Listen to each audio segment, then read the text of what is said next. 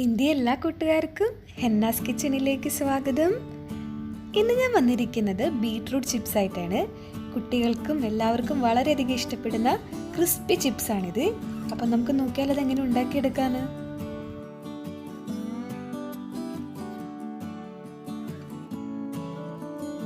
വേണ്ടി ഞാനൊരു ചെറിയ ബീട്രൂട്ടാണ് എടുത്തേക്കുന്നത്. ഇത് ഞാൻ നീളത്തിൽ കനം കുറച്ച് സ്ലൈസ് ചെയ്ത് വെച്ചിട്ടുണ്ട്. ഇനി നമുക്ക് ചെയ്യേണ്ടത് ഈ ബീട്രൂട്ട് ഒന്ന് വേവിച്ചെടുക്കണം. വേവിച്ചെടുക്കുമ്പോൾ നമ്മുടെ ബീട്രൂട്ടിലുള്ള ആ മധുരം നമുക്കൊന്ന് കുറച്ച് കിട്ടും. അപ്പോൾ ഇതുപോലെ വേവിച്ചെടുത്ത് ഫ്രൈസ് ചിപ്സ് ഉണ്ടാക്കുമ്പോഴായിരിക്കും നല്ലൊരു ടേസ്റ്റ് കിട്ടുക. അപ്പോൾ ഞാൻ വെള്ളം ഒഴിച്ചത് വേവിക്കാൻ വെച്ചിട്ടുണ്ട്. ഇനി നമുക്ക് ഈ വെള്ളം തിളച്ച് വരുമ്പോൾ നമുക്ക് ഫ്ലെയിം ഓഫ് ചെയ്യാം. ഓവർ കുക്ക് ആവേണ്ട ആവശ്യമില്ല. ഇപ്പോൾ ഈ വെള്ളം തിളച്ച് വന്നിട്ടുണ്ട്. ഇനി നമുക്ക് ഫ്ലെയിം ഓഫ് ചെയ്ത് ഒരു സ്ട്രെയിനർ യൂസ് ചെയ്ത് നമുക്കിത് വേറൊരു ബൗളിലേക്ക് മാറ്റി കൊടുക്കാം. ഇപ്പോൾ നമുക്ക് നോക്കുമ്പോൾ അറിയാം ഇതിൻ്റെ കളറൊക്കെ ചേഞ്ച് ആയി വന്നിട്ടുണ്ട്, മധുരം എല്ലാം കുറഞ്ഞു വന്നിട്ടുണ്ട്. ഇപ്പോൾ ഇത് നമ്മുടെ ചിപ്സിന് ആവശ്യമായിട്ടുള്ള ബീട്രൂട്ട് നമ്മൾ വേവിച്ചെടുത്തതാണിത്.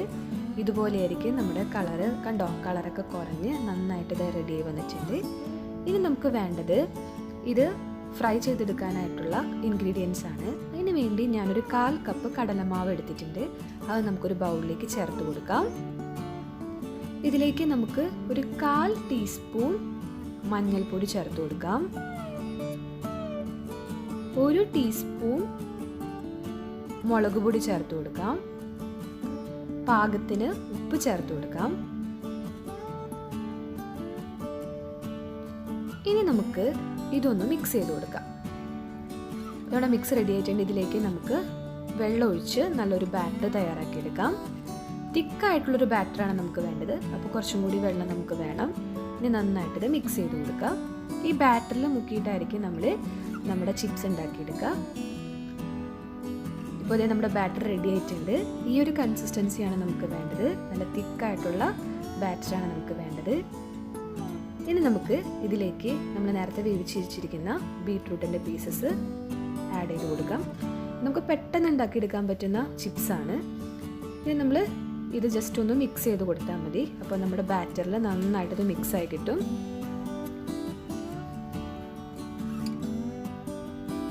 ഇതെന്ന് പറയുന്നത് വളരെ ക്രിസ്പി ആയിട്ടുള്ള ചിപ്സാണ്.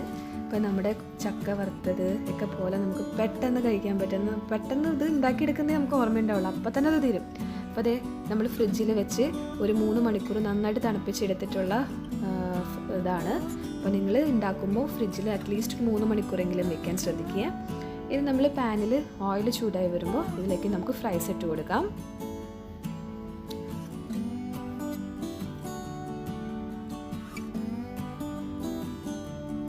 അപ്പോൾ ഞാൻ ഫ്രൈസ് എല്ലാം ഇട്ടിട്ടുണ്ട്. ഇനി നമുക്ക് നന്നായിട്ടിത് ഫ്രൈ ചെയ്തെടുക്കാം. ഇതിൻ്റെ കളറ് ചേഞ്ചായി വരുമ്പോൾ നമുക്കിത് കോരി മാറ്റാം.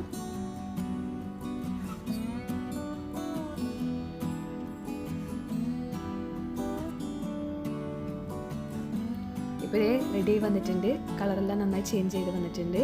ഇനി നമുക്കൊരു സ്ട്രെയിനർ യൂസ് ചെയ്ത് ഇത് നമുക്ക് ബൗളിലേക്ക് മാറ്റാം. കണ്ടോ, ഇതുപോലെ ഇരിക്കും നമ്മുടെ ബീട്രൂട്ട് ചിപ്സ്. ഇപ്പോൾ നമ്മൾ വളരെ ടേസ്റ്റി ആയിട്ടുള്ള ബീട്രൂട്ട് ചിപ്സ് ഇവിടെ റെഡി ആയിരിക്കുകയാണ്.